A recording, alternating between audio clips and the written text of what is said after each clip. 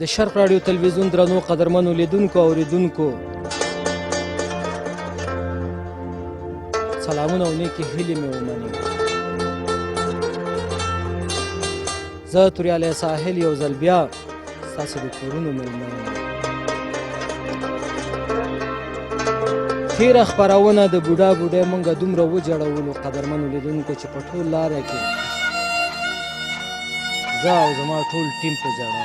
قدرمنو لیدونکو نن بیا هم یو داسې بېوزله کورنۍ ته راغلي وو چې دغه د کورنۍ سرپرست د میرګي په مرض مبتلا دی. دغه میرګي مرض سره زموږ ډېر هیوادوال آشنا دي، ځکه په افغانستان کې زموږ ځینې کورنۍ د دغه مرض ښکار دي. دا هغه مرض دی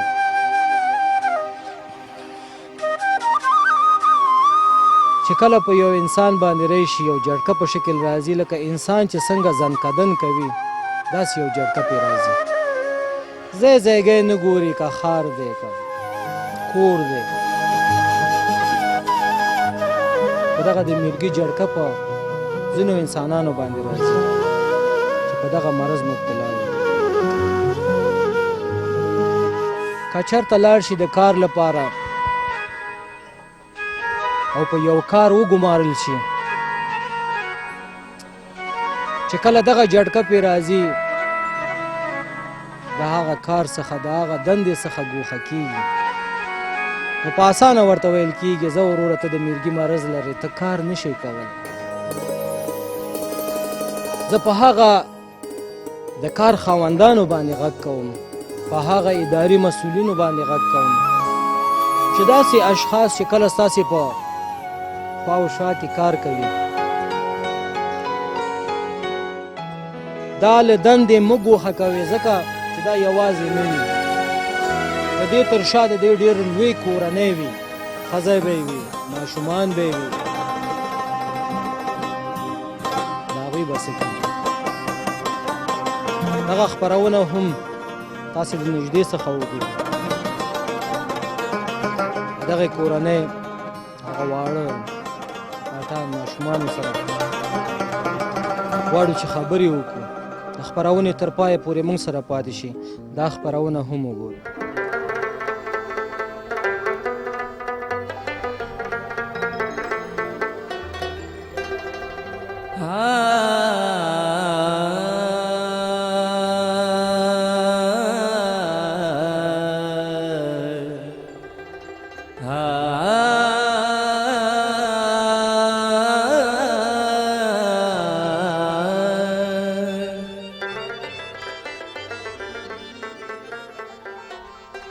چانه چې خپل کلی او کان پاتې شي، سبب په ژوند کې مې یاران پاتې شي.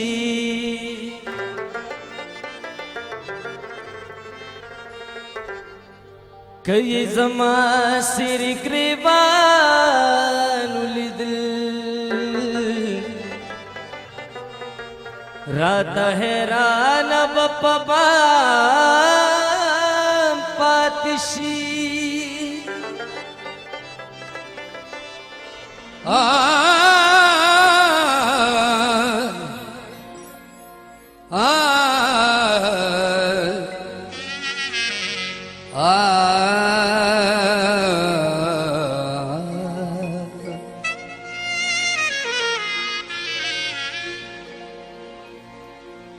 څوک د چا دغه مجاړي، څوک د چا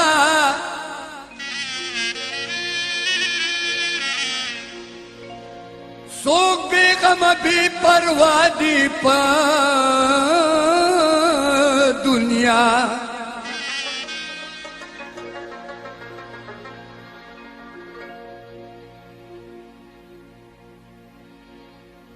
څوک ډېر نن په هزار د مینې واله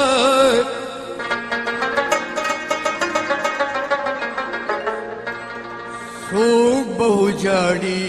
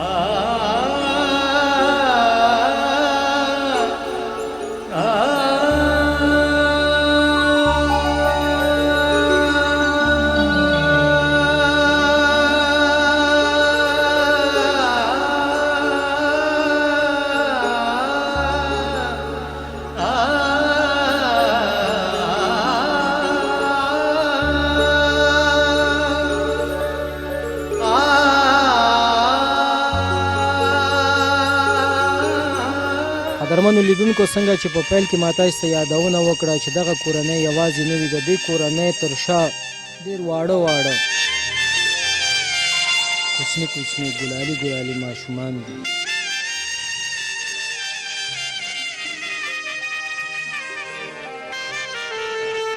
که دا چېرته کار یا روزګار کوي او تاسې د کار څخه وشړئ، نو تاسې یقین وکړئ چې د دې هغه ماشومان به وږی تږی پاتې شي.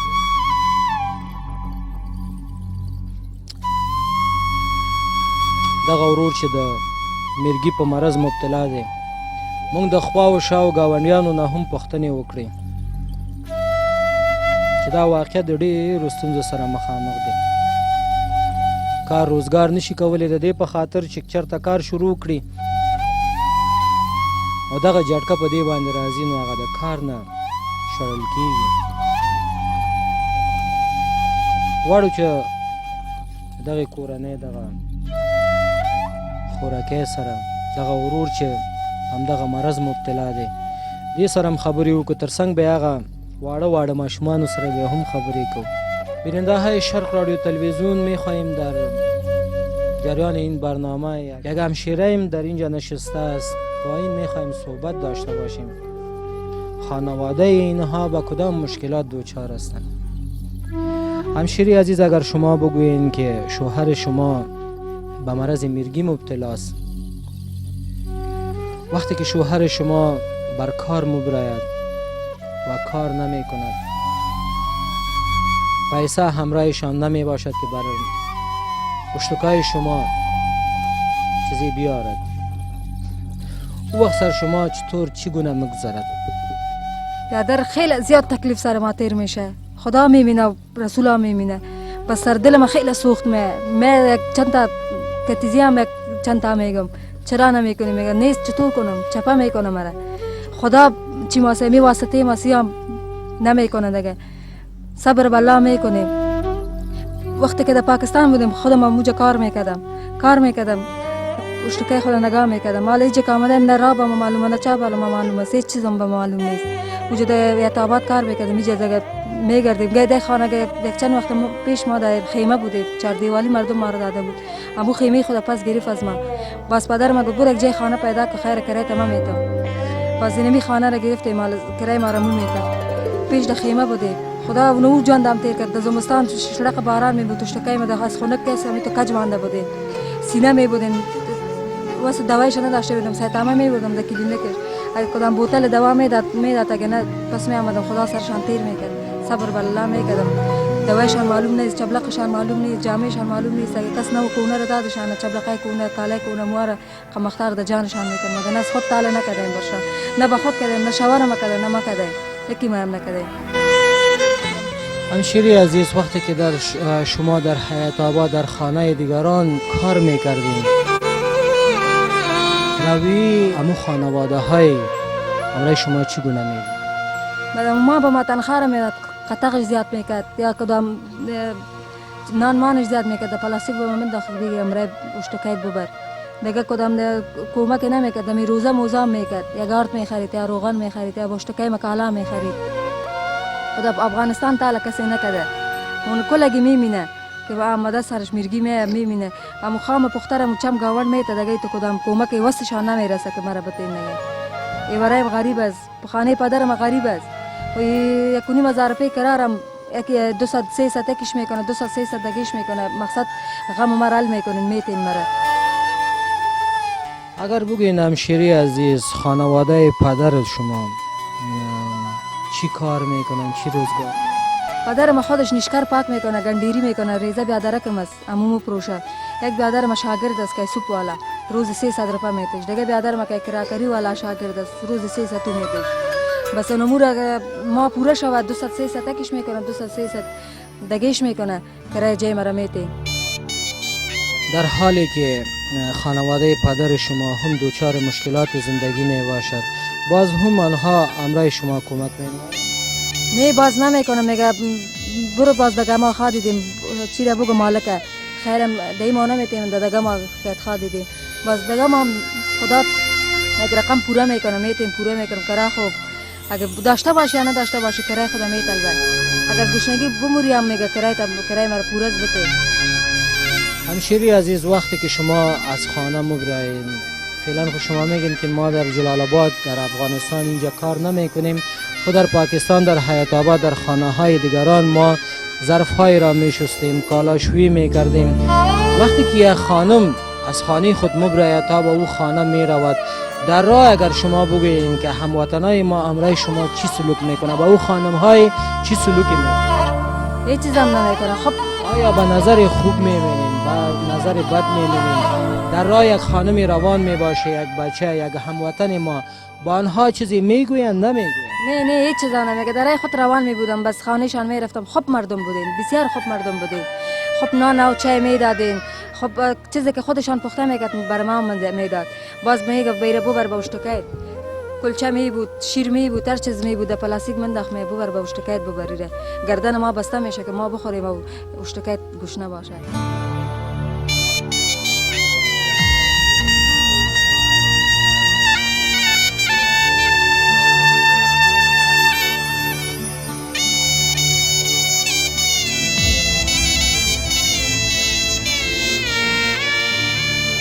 قدرمن لیدونکو د ژوند پړاوونه د خپرونې مینوالو دغه اوبه تاسې ګوري چې دغه ورور د دغه احساس څخه راوویسته خو دغه اوبه پاکې نه دي. کله چې د دغې کورنۍ دغه واړه ماشومان دغه اوبه وڅکي هغې باندې د اسهال مرض لګي. دا د ډاکټر له ویناو څخه دی که د خپل ځانه نه وایم. یو خو غریبي شي لاچاري شي، بل د کورنۍ غړی دی، د کورنۍ سرپرست دی، د مرګي په مرض مبتلا شي او د پاسه پې بیا دا د دې اوبو د وجې نه دغې ماشومان د اسهال په مرض، داسې نور امراض دي، داسې نور مرضونه دي چې د دې ماشومان پې اخته کېږي. دغه کورنۍ یو سا یو بور ته ډېر اشد ضرورت لري. اوبه خو صدقه جاریه دی قدرمنو لیدونکو.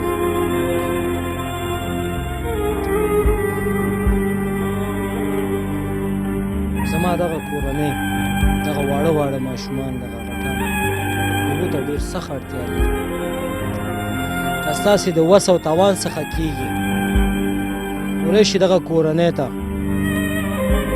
یو بور ووهي، کولی شي دغه کورنۍ ته یو سا وباسئ تر څو د دغې کورنۍ دغه غړي تر څو صافې اوبه وڅکي په مرضونو باندې اخته نه شي.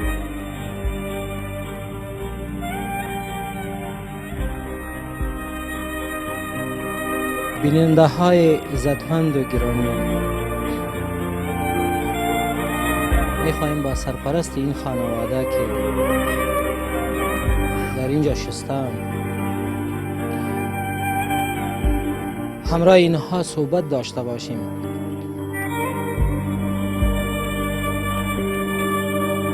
تا این سرپرست این خانواده به شما بگوید که دچار کدام مشکلاتی هستید. برادر عزیز، اگر شما هم بگوییم که شما چی مشکلاتی دارین در زندگی؟ برادر سر ما مرگی است، نه فهمیدی؟ بیوسی است، بیوسی پدر و مادرم مرده است، دیگر چیز کردن نمیتونیم. بسیار از مجبوری که گشنه هستیم و که تشنه هستیم هیچ چیزی کردن نمیتونیم. اینی حالات تفسیدیم دیگه برادر که یک جای مارا مندازه که دیگه جای हमारा गुजार में तो बजान खुद ना में बख्शे बजान खुद बेहाल बेहाल के ज़बान खुद में जो इनके एक जे खुद के देगा जे बच्ची खुद ना में फामें جانتان نمیفهمین. اگر شما بگوین که شما گفتین که پدر و مادر شما فوت کردن، شما دیگر کدام طریقه ندارین که از او راهی بر شما آمده باشد؟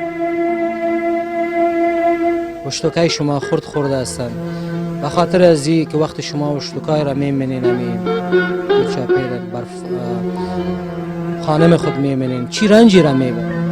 اگر ما کی رنجی را میمینین نیم گوشت و ماو می باشه نه پیسه می باشه ریزه هم از ما که کلامه تر که یک شکه ده بشه نه پیسه می باشه نه چی. امروز هم مرا یکی دو تشمه که چبرقا با بیار چبرق پیسه ندارم که چیه ما بیارم هیچ واسه نیست مچتو.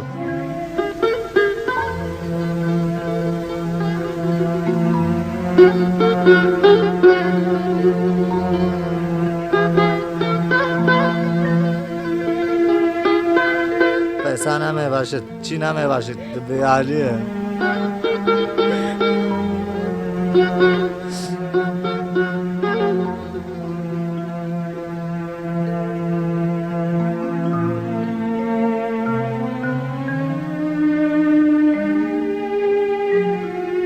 جون دستم تیر میشه دیگه. مردم میبینه ریزه مدل شو میشه. می خانه میگه مادر به ما میشه بخره دی به ما میشه بخره. نیست بچه از کجا کنم برتن نشکمیتن بچه لخیل است. خدا آخر مهربان خواشه سر ما. بابیتن به اونو است چرا نیم گوشت مرا ما میکنه از بابیت ما میکنه. بشین قرار دجایتن شما کشکمیتن بچه لم خیل است.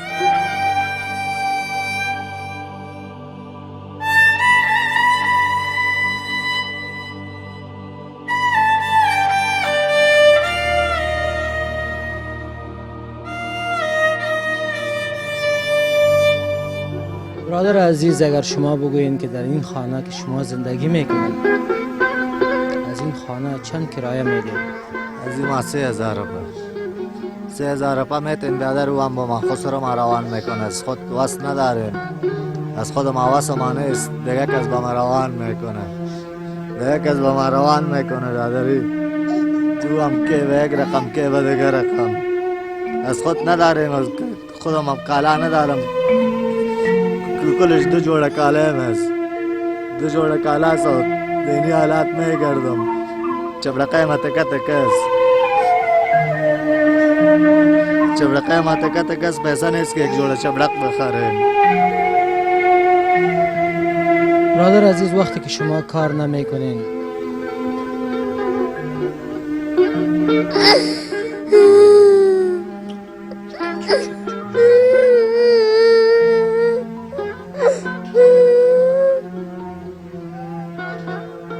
پدرت گیران میکنی؟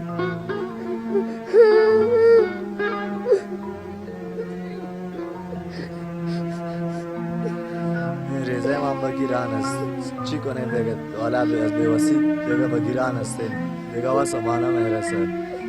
چرا گیران میکنی بچه؟ ها؟ پشت پدرت گیران میکنی یا چیزی میخوای؟ ها؟ پشت پدرت گیران میکنی؟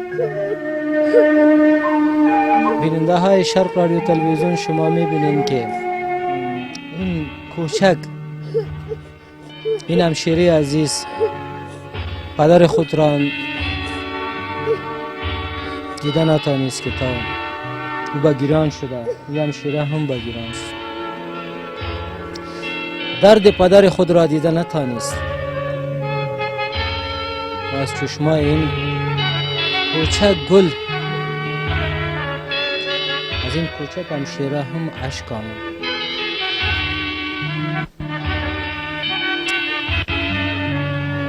زندگی آنقدر مشکل می باشد. امروز شما دیدید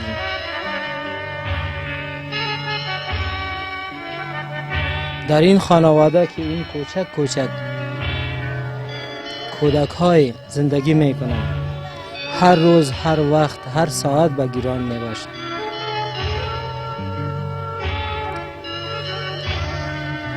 برادر عزیز، وقتی که شما جدکی میرگی سر شما می آید به همان شکل که فعلا همین دختر شما به گیران بود، دیگر روزا می باشد. هر روز با گیران میباشه برادر. مرا که تو میبینین که مفته بابیش مفته، یا هم با گیران میباشین که سر بابی ما چی شل میشه، سر بابی ما چی شل میشه، میموره، زندگی میکنه، چی میکنه. به این معلوم نیست که کلش با گیران میباشین. وقت ذره بس چی شما میگه چرا آقا چرا سر تو چیه شده، من نمیفهمم که من چیه بگم.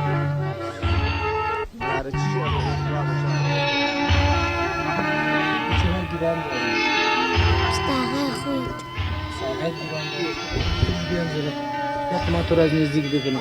الان اینطوری تو طرف کامera دار بده. بیننده های شرق رادیو تلویزیون، شما میبینید که این کودک در چشمای اشک دارد.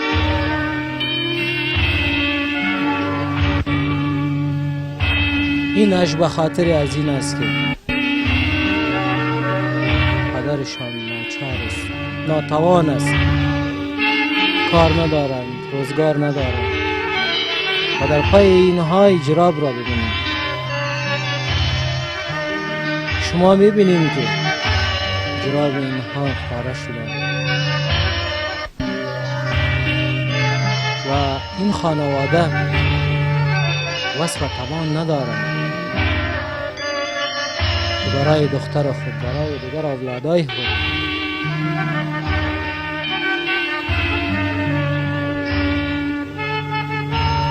جراب بگیرن، سرپایی بگیرن، یک لباس خوب بگیرن. با امید از این که شما این خانواده را از نزدیک تماشا کرده باشید و مشکلات اینها را شنیده باشید. همشیری عزیز، فعلا که ما دیدیم که یک دختره که شما هم با گیران بود، دیگر دختر شما هم با گیران بود و اون بچه‌های شما خورد خورده هستند. وقتی که یا با گیران می باشین شما چی احساسی میکنین؟ با چی گونه سر شما میکنین؟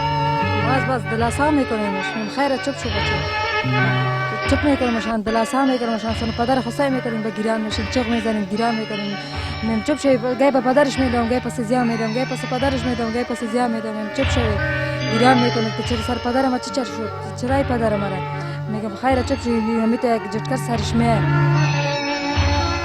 بیننده های شرق رادیو تلویزیون، این بود داشته های برنامه امروزی که در خدمت شما تقدیم کردم.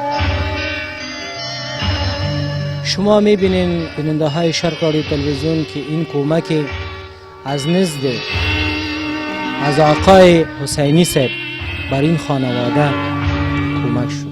من تشکری میکنم از آقای حسینی صاحب که با 15 خانواده و قسمی که شما میبینین به این شکل به هر خانواده کمک شدن و در آینده هم میخواهیم که با این نوع خانواده های کمک نماییم.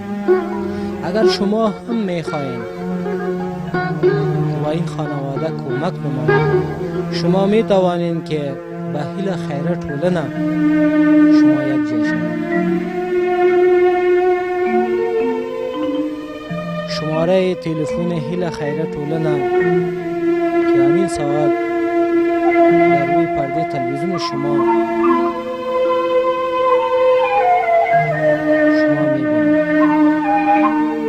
یادآوری برتان میکنم که با 0093 700 600 531 و دیگر شماره هیل خیره ټولنه است 0093 78 97 37 545 با این شماره و تماس شوید و به این خانواده کمک نمایید. تا برنامه بعد که باز هم من توریال ساحل و در بخش کمره همراه شهباز نظری با خانواده دیگر اواره که از جنگ‌های امروزی که در امروز در جلال آباد جریان دارد، از پچیراگان یعنی خوگیانی و از چپرهار و شینوار که اواره شدند و در ننگرهار آمدند، در خدمت شما حاضر می شوم. شما را به خداوند یک تا میسپارم. وقت خوب، زندگی خوب.